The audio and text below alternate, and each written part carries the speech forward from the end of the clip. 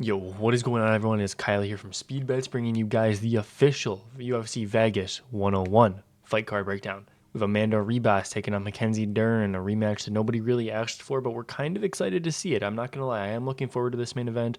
Not going to pretend like it's as big as UFC 311 or anything like that, but fights are back after a month off. Very excited to be here breaking these down again. We didn't stop the uploads, guys. We had the early previews, the early sneak peeks. Those are a lot more long-winded, a lot more kind of skirting around the point, giving you all my knowledge I have here. This is going to be more to the point. I'm going to try to keep the yapping to a minimum. We're going to shoot to make this video under 30 minutes, which is a little bit of a struggle because I like to talk a lot. I love MMA. I think to myself, at least I think I know a lot about MMA, so I love to share that. If you guys want to join the Discord, it is absolutely free to join. We just got guys talking in there. We're betting on hockey. We're betting on football. We're betting on basketball. Of course, MMA is the biggest, but just going to show you guys what we've been up to recently. If you want to skip this, that is 100% fine. But just some recent little W's I got. These two slips are from today. It's trash slate. Didn't like any of the NBA games. Didn't really like any of the hockey games. A couple double ups, little 2x slips around there. Then we got more DFS here, mixing in the hockey, the basketball, straight betting, of course. I always recommend straight betting because DFS is fucking random and dumb. I've got my guy Jerry. He's one of the only guys that actually sends his wins when he wins with us. A lot of the guys don't like to share that. They post it in the VIP. But then we just have all these, man. I mean, this is just the last week. I'm just scrolling here. We have all this shit. I've given on some stuff on the YouTube videos as well if you guys are keeping up with those. And I mean, yeah, it's been a very, very nice week. We had a rough day or two, of course. I mean, it's betting. You're not going to be able to succeed every single day of every single week. But I think we do all right, making some people some money. Super affordable. I've seen videos of these guys. They're charging like $100 a week. You got to be out of your fucking mind to pay $100 a week for picks. If you want to join the Discord itself is free. You don't have to be anything special to get in there. We're giving out free plays today. I gave out the Tampa Bay Lightning money line, underdog money line, and it hit. So, do what you want with that information. We're at 91 out of 100 members. If we get to 100 members, we are giving out 2 months of VIP for free. So if you're interested, check that out. All you have to do is join the Discord. You don't even have to say a word in there, and you can win 2 months for free. Check everything out. Let's get into the breakdown. I'm done talking, all right? First fight up, we have Nurullo Aliyev taking on his new opponent in Joe Solecki. Now, despite what the odds are saying, I think this is actually a harder matchup for him.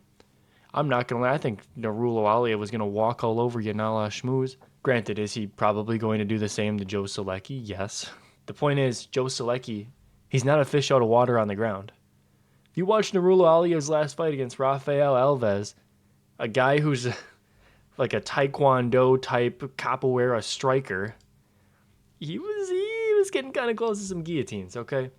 Obviously, we're not like throwing Dustin Poirier jump the guillotine, but Nurullo Aliyev does stick his head to the side a lot when he's shooting these takedowns. First of all, I don't know if I need to break this style down. I mean, look at the guy. He's going to shoot takedowns. That's his game. That's his style. He's trying to take you down. Look at the grappling. He averages over 3 takedowns per fight. Now, that's based on his Contender Series fight. In his last fight, Contender Series 1 ended super early, so he's shooting a lot of takedowns. Joe Solecki also loves to shoot the takedowns. His takedown defense is 20% because he loves to be on his back.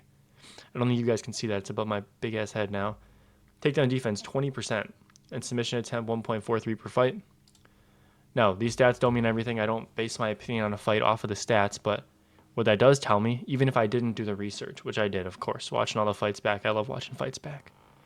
Joe Solecki, he accepts being on his back. He's one of those type of fighters.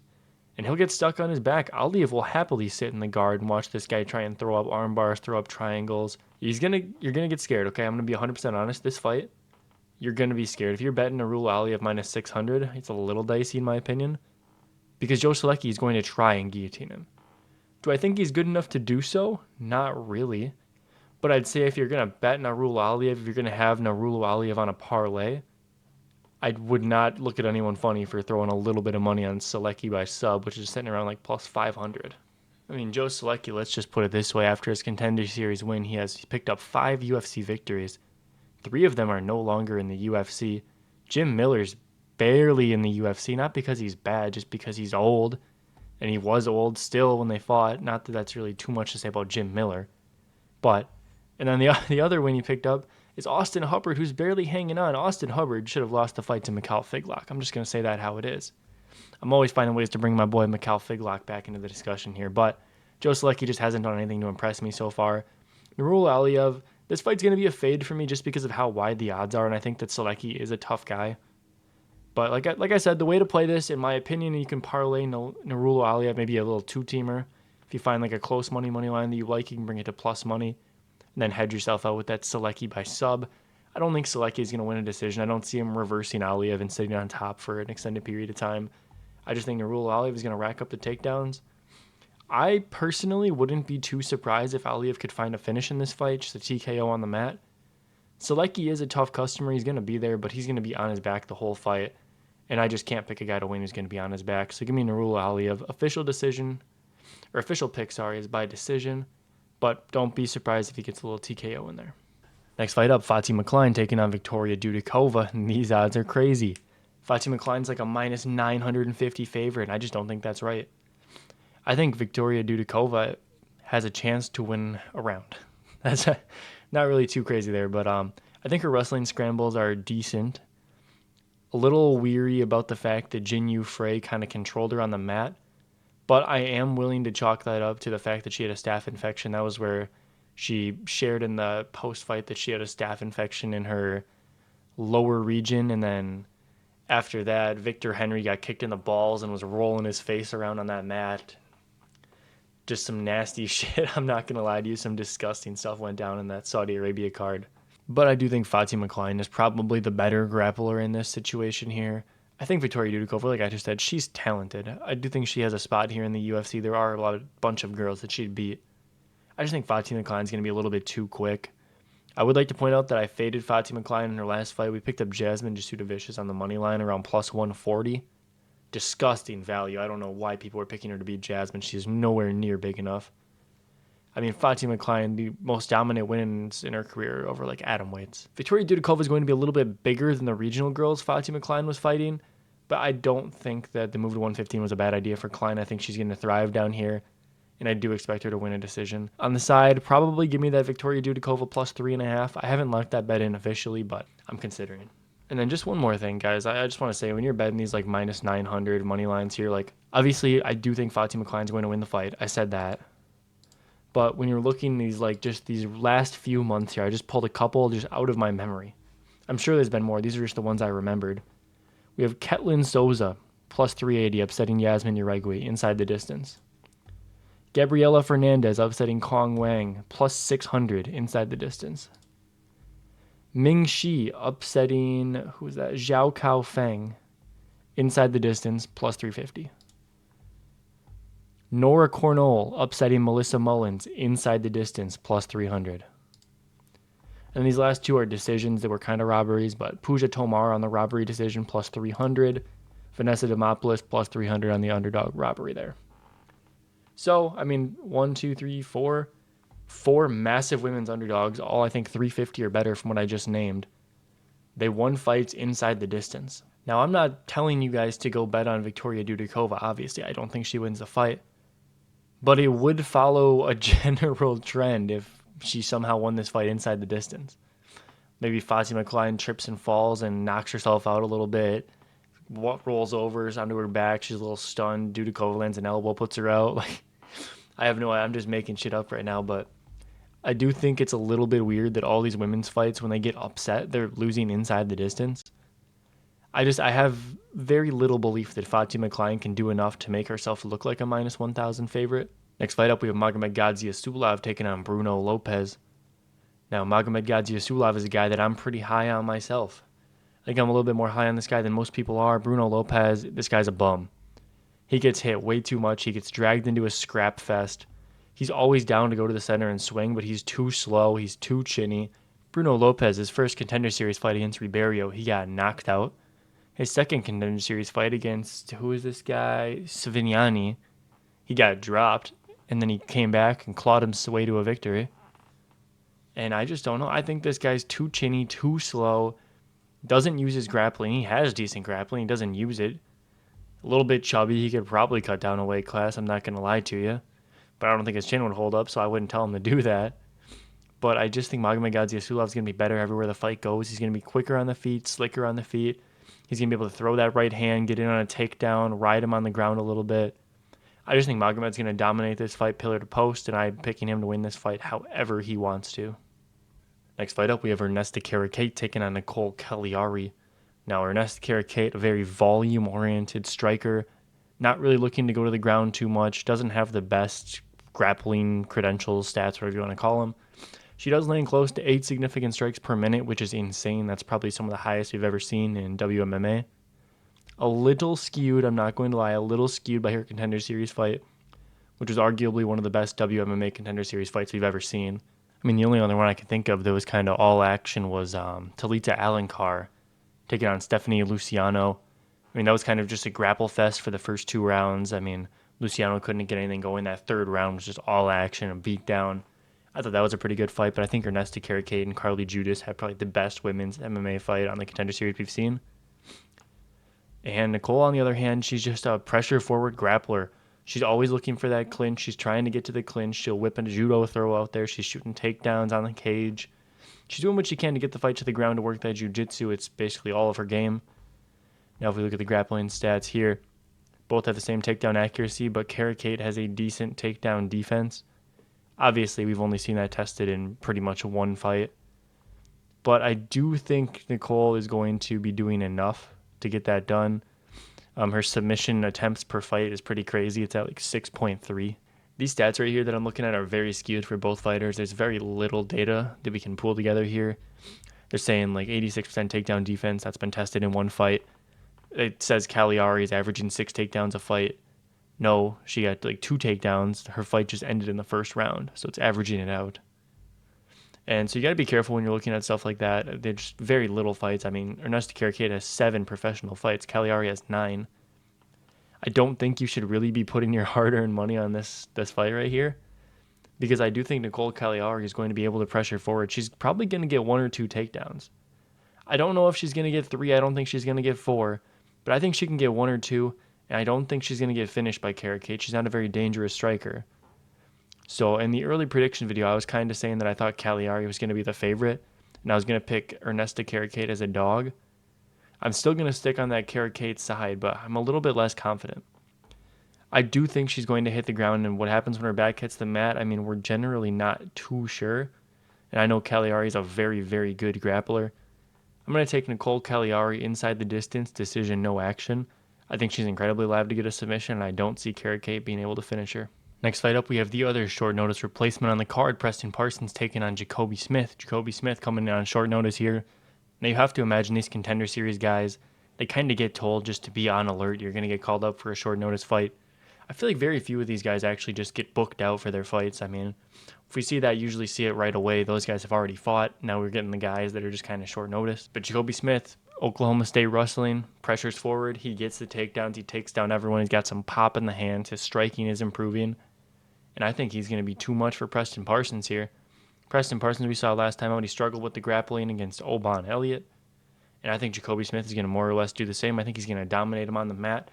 And this guy, Jacoby Smith, he's a finisher. He's looking for the ground and pound. He's going to take you down. He's going to beat the absolute shit out of you. Now, I think he's getting in some work with Nick Piccinini, both Oklahoma State guys. Very just great group to be around in the training room and everything. And I really do believe that he's going to be way too much for Preston Parsons here. I was actually picking Preston Parsons to beat Gustafsson because I just didn't think Preston Parsons was going to engage in his clinch game. He was going to stay safe on the feet and probably win a decision, but I can't pick my guy here. I mean, Jacoby Smith, he's just too good. On the Contender Series, we saw him do that takedown where he like jumped sideways on the guy's knee to take him down. Fucking disgusting. It takes a savage to even be able to do that, to think of that even. And I'm not in the business of faith in this guy. I think he's going to keep his O today, and Preston Parsons is going to catch another UFC loss. Give me Jacoby Smith inside the distance. Next fight up, we have a very controversial one. It seems in the space here we have Thiago Moises and Trey Ogden. A lot of people are locking Trey Ogden as the underdog of the week. People are calling Trey Ogden almost a lock. And I don't know why. I think Moises wins this fight with relative ease. I mean, we're looking through. They kind of both want to do the same thing. Thiago Moises wants to get the fight to the ground. Trey Ogden wants to get to the fight to the ground. So you got to think that if one of them's getting taken down, they maybe even just let it happen. I don't know. I mean, Trey Ogden, a lot of people, I've watched a couple breakdowns on this because, I mean, I'm trying to get a read on why people are picking Trey Ogden. And People are saying he has great takedown defense, 100% takedown defense. Yeah, you want to know why? Because the only person to shoot a takedown on him was Jordan Levitt. Jordan Levitt couldn't take down anyone. You know how many times go look at Jordan Levitt's stats right now. Find me a fight besides the Paddy Pimblett fight because Paddy wanted to be on his back. The only reason he got taken down. Jordan Levitt's like 0 for 3 on takedowns, 0 for 4, like 1 for 5, 1 for 6. He can't take down anyone. Jordan Levitt sucks at takedowns. Jiu-jitsu guy, can't wrestle. That's how it goes. Thiago Moises, one of 2 people to take down Islam Makhachev.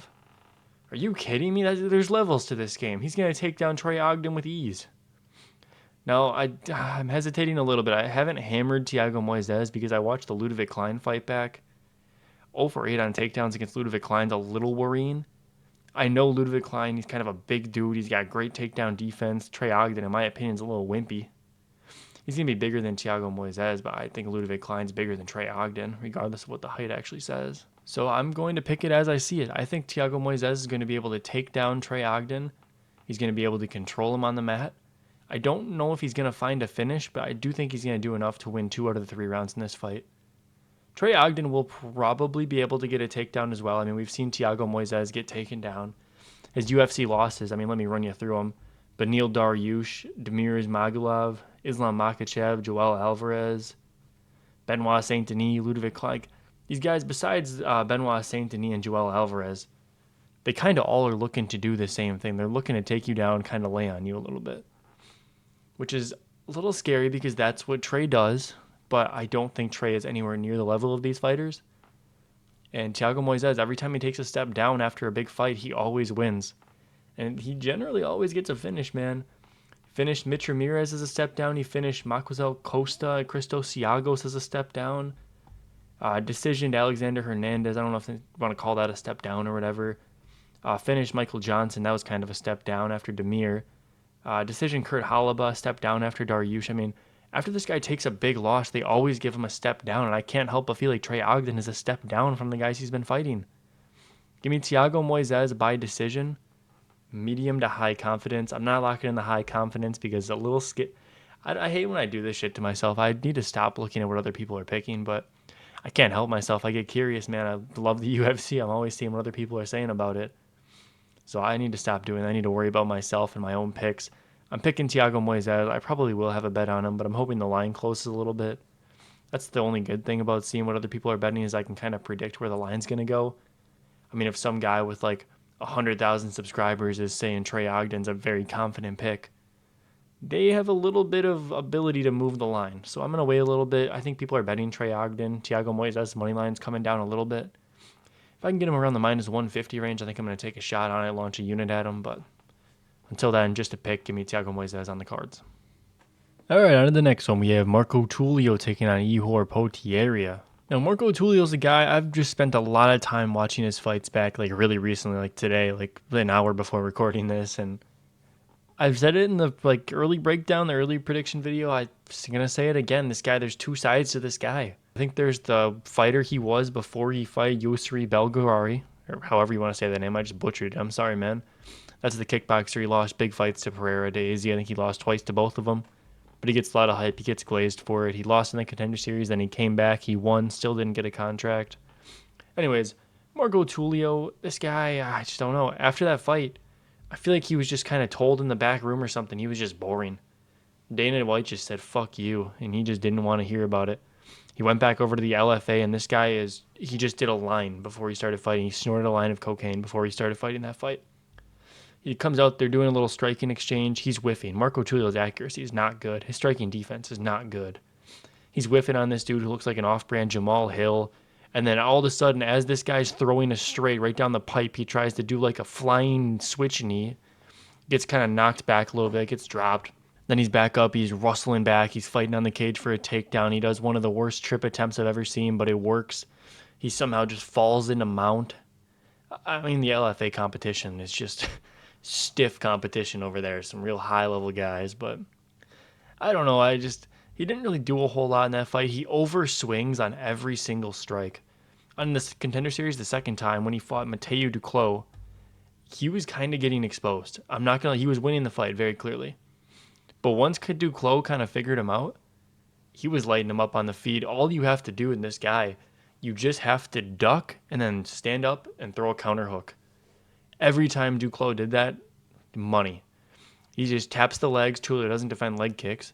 You tap the leg, you stand back, you duck under when he steps in, check left hook. Every single time it worked. But Marco Tulio just overswings on everything, and then unfortunately, I'm not saying it was like a fluke or anything. It was a very beautiful kick, beautiful setup. Tulio, he overthrows on a right hand. It kind of pushes Duclos back. He's walking back. He goes to step in. His right foot like trips or slips or rolls or something like that. So he kind of drops to a knee. As Tulio's throwing a body kick, it lands spot on the liver, and then it just kind of body TKOs him. Very nice kick, very nice setup. I'm not taking anything away from him, but the fact that it was so low and it only landed because Duclos kind of fell to a knee, he tripped. I don't know. I don't know where that was going to go, if that was intended for like the hip or something, like a push kick on a spinning kick. I don't know. But this guy's trying to be flashy. He's trying to do everything he could to get into the UFC. He's in the UFC. I'm very curious as to if he's going to keep this up or if he's going to go back to what he was. Because, I mean, back in these other leagues, he's fighting like Fight Music Show. What kind of promotion is Fight Music Show? I don't know where I'm really going with that, but all I'm saying is that when he's on these regional shows that you've never heard of before, he's getting knockouts in the first round. Yeah, he got another one in the LFA. He was fighting like crazy. That guy, I don't think too highly of, Seme dos Santos. This guy's mixed martial artist record, like in his career, is 6-7. And I don't know. This is only LFA fight. He lost that one. I told you guys I wasn't going to yap too much, so I'm going to be done talking about that guy. But I just don't think Marco Tulio's really fought the highest level of competition. He overthrows on everything. Say what you want about Ihor Potieria and his record in the UFC. He's been through the ringer. He may be 2-5 in the UFC. Yes, I said 2-5. He went against Cesar Almeida. Eye poke, nut kick. If this guy's doing everything in the books to lose a point and he's not getting a point taken, that fight should have been a draw. Anyways, then Michel Pereira. Can you blame him, man? Michel Pereira's a beast. Anyone's losing to Michel Pereira in the first round. Very hard to beat Michel Pereira in the first round. And if you have survived the first round, as Fluffy showed, you can win the fight. But in that first round, Michel Pereira is probably pound for pound one of the most dangerous fighters in the UFC. Then he beat Robert Burchak. Who's Robert Burchak? Nobody knows. Some random Polish jobber. Lost to Rodolfo Bellato. That one's a little questionable. I won't lie there. And then he loses to Carlos Ulberg. Really? Carlos Ulberg's pretty damn good. He's fighting Jan Blachowicz in a title eliminator bout. I mean, Jan Blachowicz probably doesn't get a title shot if he wins, but Carlos Ulberg sure as hell does. You think they want to book Magomed Ankalaev? No, they're going to book Carlos Ulberg if he wins that fight. I don't know. I think Ihor Potieria is a lot better than his record shows. His striking is pretty damn slick. He mixed in some takedowns in his last fight. He's trying. I think Ihor Potieria... Oh, man, am I really going to call this? This might be a pick flip for me. I'm kind of leaning Ihor Potieria. His striking is nice, okay? It's not good. It's not great by any means. It could be decent. I think his striking's better than Tulio's. Tulio's just wailing these hooks. He's wailing everything. You can see hints of good striking when he slows it down. He'll throw a leg kick. He'll throw a body straight. He doesn't do it anywhere near often enough for me to consider him to be a good striker. He fights with a shoot-to-box style. That's where he's from. Throwing wild, caution to the wind, spinning attacks, everything. I think Ihor Potieria is... Man, I can't really say he doesn't have a bad chin, but... man, this is a very hot take. I think Ihor Potieria's chin is decent. He has been knocked out in a lot of his losses, but against Nikolay Nagamarianu, it was a standing TKO. Rodolfo Bellato, ground and pound TKO. Carlos Ulberg, yeah, he caught with a left hook. Michel Pereira, yeah, you're going to get pitched out by Michel Pereira. That'll happen.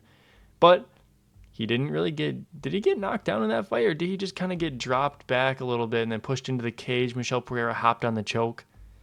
And then Cesar Almeida is not that dangerous. He's not going to knock anyone out. But I don't know, man. I'm leaning Ihor Potieria on the cards here. That's a crazy call. It's like plus 900 for that.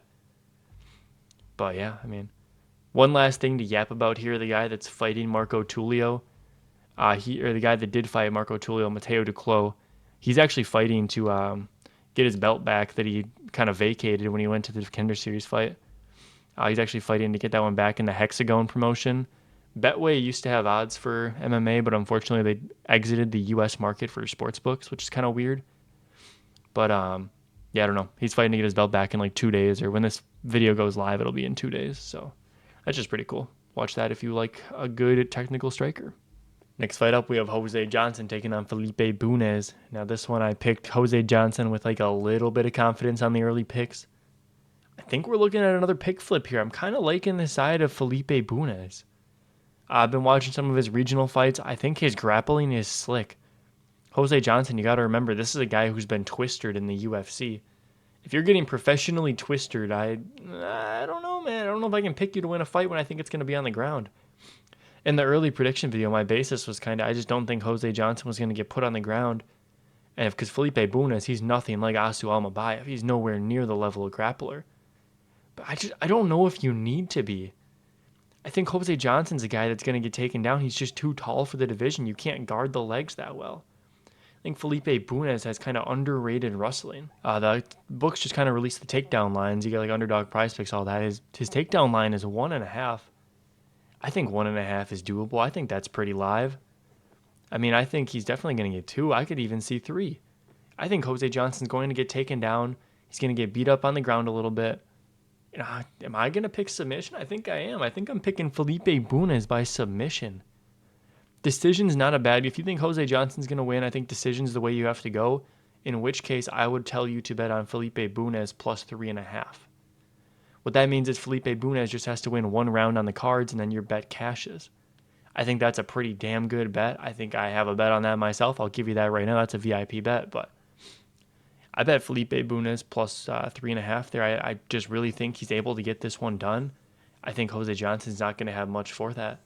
But like I have been saying, if Jose Johnson can defend the takedowns, he should win this fight. But I still think Felipe Bunez gets 1 round, maybe with some cage control, a little pitter patter.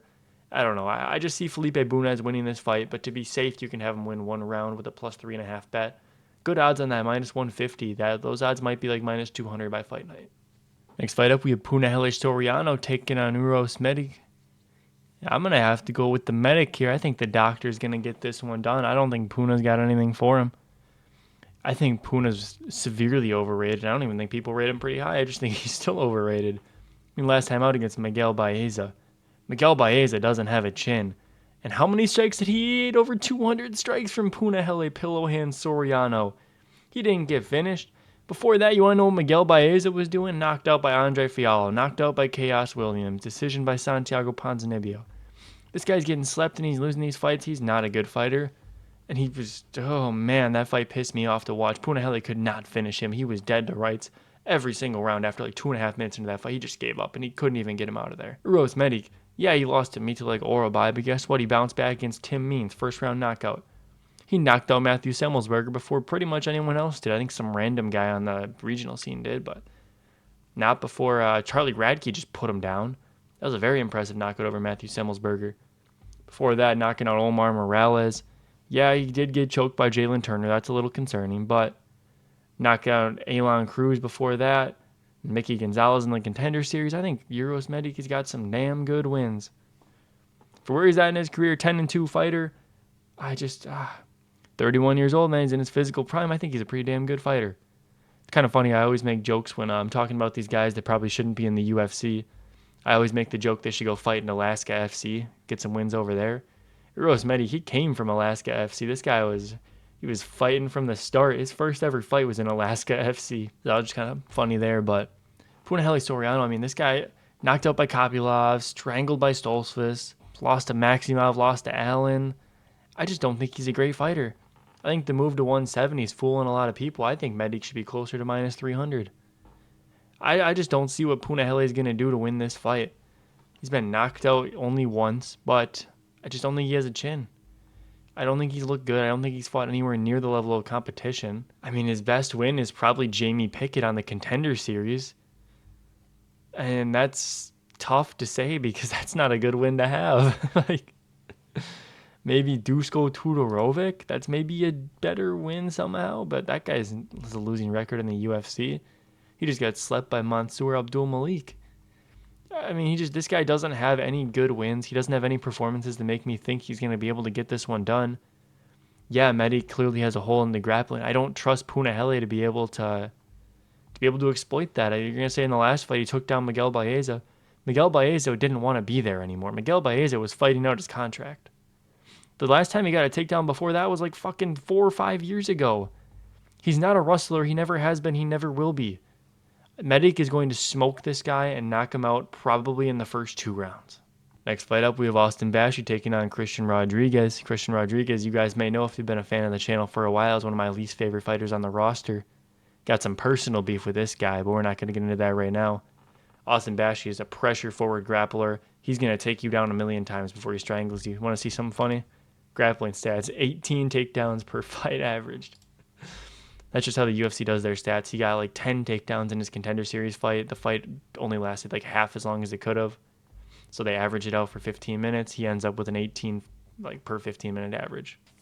That's wonderful. I was just taking a drink and I spilled some water on myself. So we're going to finish this one off with a little water stain on the shirt there. I never hurt nobody. Anyways, Christian Rodriguez. We all know this guy. We all hate this guy. I shouldn't say we all. It's kind of just me. But he has deemed himself the prospect killer because he beat Raul Rosas. He beat Cameron Simon. I'm not sold on him, man. I don't think Christian Rodriguez is a good fighter. I think he was a weight bully at 135, missed weight multiple occasions. He beat Cameron Simon because he had more cardio than him because he didn't cut weight. He beat Raul Rosas because he was inexperienced and he gassed himself out trying to hold on to a choke that wasn't there. Austin Bashi's not going to hold on to a choke that isn't there. Austin Bashi's going to take this guy down over and over and over. It's going to look like that first round of the Isaac Dalgarian fight, except it's going to be the full 15 minutes. We saw he just got guillotined against Julian Erosa. I don't think his submission defense is all that. Yeah, it was just like a quick guillotine on a takedown or whatever. I'm not looking too much into that. I just don't think Christian Rodriguez is that good of a fighter. I think Austin Bashi is going to have his way with Christian Rodriguez, so it can be Bashi by decision. This one, again, for me, is a pretty easy pick here. I think Roman Kopylov is just going to kind of work Chris Curtis. I think Chris Curtis is just going to kind of have his feet in the mud. He's not really going to do a whole lot. He's too focused on moving his head. He's too focused on being a defensive striker, but he gets hit way too much. He's not even a good defensive fighter. He wants to step in the pocket. Of course, he's got some pop in his hands. I'm not going to take that away from him. He has some good power. But, I mean, Brendan Allen showed last time you can take Chris Curtis down. Before that fight, he was kind of the guy with good takedown defense outside the rankings. He arguably should have beat Brendan Allen, but I still don't care. I don't think Brendan Allen's that good. I think Roman Kopylov has that takedown threat. I think he's going to make that threat known in the first round. And I just think he's going to work Chris Curtis on the feet after that. I don't see this fight being ultra competitive. I'm going to go Kopylov by a 30-27 decision. His kickboxing is just very, very good. It's elite in my opinion. Chris Curtis, he's getting up there in age, man. At some point, you just got to kind of abandon these guys, and I think I've abandoned Chris Curtis. Next fight, Cesar Almeida versus Abdul Razak Al Hassan. Now, I was looking forward to betting on Abdul Razak against Josh Fremd. However, that fight fell through. Now we have Cesar Almeida. Little bit of a tougher matchup, in my opinion. I think Cesar Almeida is a much better fighter than Abdul all around. He's always improving that takedown defense. You saw in his first fight in the UFC. I mean, he was getting taken down over and over. But then the second round, he kind of gassed the guy out, knocked him out. And I just think the kind of gassing the guys out is going to work for him again here.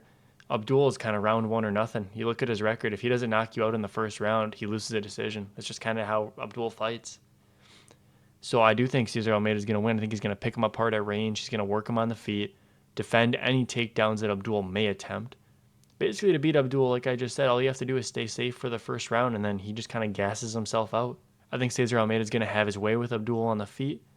Unless Abdul Razak at the age of 40 or whatever, however fucking old he is, unless he comes in here with a rustling, judo-heavy game plan. He is a very nice judo practitioner.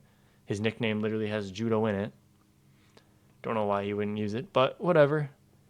I think Cesar Almeida is going to have his way on the feet, and I think he's going to 30-27 Abdul Razak. I would also just like to say this is kind of a battle of the cheaters here.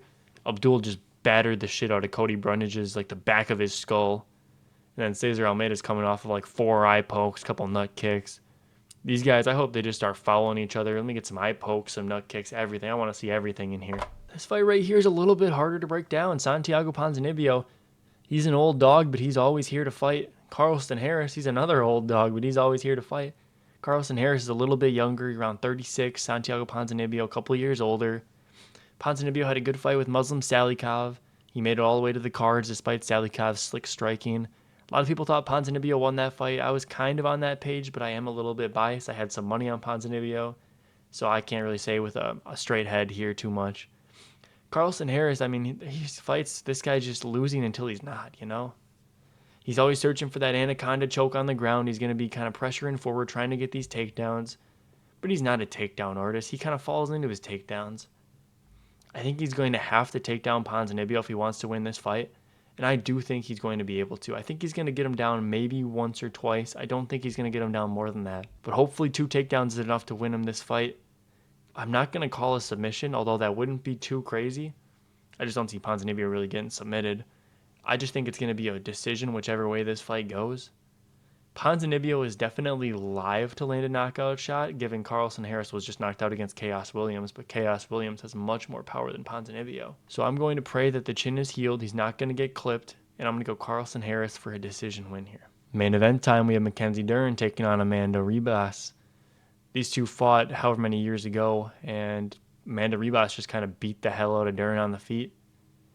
Amanda Ribas, she's not going to be afraid of Mackenzie Dern's game. Mackenzie Dern, if you beat her up on the feet, she's just going to kind of fall over and play the guard game. I could see Ribas just diving right in the guard. She doesn't care. She doesn't have like the ADCC or IBJJF, whatever it is that Mackenzie Dern has. I think it's ADCC. She doesn't have that level of grappling, but she has MMA grappling. You can be the most accomplished grappler in the world. You come to MMA, you're just going to get punched. You know, I mean, that's a super oversimplified way of putting it. But these elite grapplers, they don't really have anything for the MMA fighters, the guys that have learned their jiu-jitsu for MMA. It's a very different style of grappling. I mean, we saw that against Kron Gracie. That guy's probably one of the best pure jiu-jitsu practitioners in the UFC. He just got beat by Bryce Mitchell's country jiu-jitsu. I mean, this farmhouse jiu-jitsu just knocked out Kron Gracie. And you see that all the time. I don't think Mackenzie Dern has improved that much. Her striking has gotten a little bit better. I kind of dissed Dern really heavily in the last fight. I said she hasn't improved at all. I think she has improved. Her takedowns against Loopy looked a little bit better than they have. Her striking against Loopy looked pretty good. But it is Loopy, one of the most inconsistent fighters in the entirety of the UFC, so I'm not going to put too much weight into that. The fights before that, I mean, Mackenzie Dern, she isn't really doing a whole lot to show improvement. She just looked better in her last fight, and it's hard to say if that's because it was Loopy or because not. I don't know. But I do think Ribas is the overall better fighter. I mean, at strawweight, she's like 6-1. Incredible win rate at strawweight. And I think she sees a path to the title here. She already holds a win over Verna Jandiroba, and Verna Jandiroba is probably the next up after Tatiana Suarez inevitably pulls out of her fight. I mean, if you're looking, Verna Jandiroba doesn't have a fight booked. I think they're saving her in case Tatiana pulls out like they kind of expect her to. And I think Amanda Ribas sees a path there. I mean, she's shown that she can beat Verna Jandiroba, another great grappler, great submission artist. And I just think she's going to do the same here. I think she's going to batter Dern for a few rounds. Dern's going to play the ground game. It's not going to work. Dern's going to get a little bit tired. I could even see Ribas with like a round 4 or 5 knockout. I mean, I really do think that's a possibility. I think Ribas has finishing potential in this fight. Is it going to go all 5? I mean, probably. But if anyone's going to get a finish, I think it's Ribas. So the official call is going to be Ribas by decision, but don't be surprised if you see me throwing a little bit of money on her by knockout, all right? I think the odds are crazy, like 10-1. If you guys enjoyed this video, make sure you drop a like. Let me know in the comments if you think my picks are shit, you think my picks are good. Let me know if you're tailing, you're riding with me, or if you're going to fade me on some of these. Let me know what you're betting, man. I love to hear that. I want to talk some bets in the comments. If you've got a parlay or something, throw it in the comments. If I like the parlay, I might even tail it. If I tail any parlays, I'll throw them in the, I don't know if I'm going to do a recap video, but the video for the next week's card, I'll make sure to throw in there which ones I'm tailing and which ones I won on. And I'll make sure you guys get credit for giving me a good parlay. But yeah, make sure you join the Discord, man. Like I said early in the video, totally free. If we get 9 more members in there, we're giving out 2 months of the VIP away for free. We're killing it in all sports right now. We're betting on hockey, basketball, football, everything, man. But MMA is the priority. I love this sport. I put a lot of time into this sport. Right now, it's like 4 in the morning. I'm recording this video for you guys. It's crazy. But yeah, we'll see you guys in the next one. Peace out.